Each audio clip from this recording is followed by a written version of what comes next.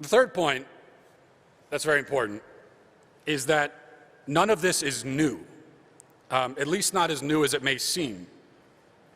The roots of modern gender ideology can be traced all the way back to the 19th century, in fact, arguably even earlier than that. But it really began to take its current shape in the mid-20th century thanks to the work of two hideously evil crackpots named Alfred Kinsey and John Money. These are names that everybody should know and few people do. In the interest of time, I'll focus on John Money for just a moment. It's worth looking into Alfred Kinsey, though. As for John Money, he was a prominent psychologist and sexologist and one of the early pioneers of the gender theories that are currently taught in grade schools and universities. He was among the first to take the word gender out of the realm of grammar and apply it to people. Because until him, we never said that people have a gender. Well, people have a sex, and gender is, words have gender. But he said, no, people have gender and sex. And he coined that. He also coined the terms gender role, gender identity, and sexual orientation. Suffice it to say, he was an extremely influential man, and anybody who propagates left-wing gender theory today is repeating at least some of the ideas of John Money, whether they know it or not, and most of them do not know it. That fact, I think, ought to trouble gender theory proponents because John Money was, among other things, a fraud and an abuser and a pedophile. Jumping to 1965, the birth of twins Bruce and Brian Reimer, the boys are born healthy except for a condition called phimosis, which affects the foreskin. And it was decided incorrectly, it turns out, that the best way to treat the condition was circumcision. But Bruce's procedure went horribly wrong and his penis was essentially burned off.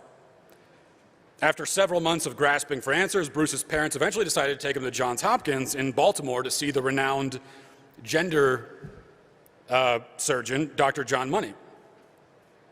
And the good doctor, eager to prove the legitimacy of his theory that gender is a product of environment and culture, recommended that Bruce undergo sex reassignment surgery. So before the age of 2, the deed had been done, his testicles were removed, some crude approximation of female genitalia was formed, and Money instructed his parents to raise him as a girl and said that, well, this will work perfectly because gender is a social construct, so create a social construct of femininity for him and he will be a her, and that will be it. The Reimer parents tried to follow Money's advice, but they found that Bruce was still Bruce, even if they called him Brenda. They did everything in their power to preserve his fragile and false female identity. Gender is a construct, they were told.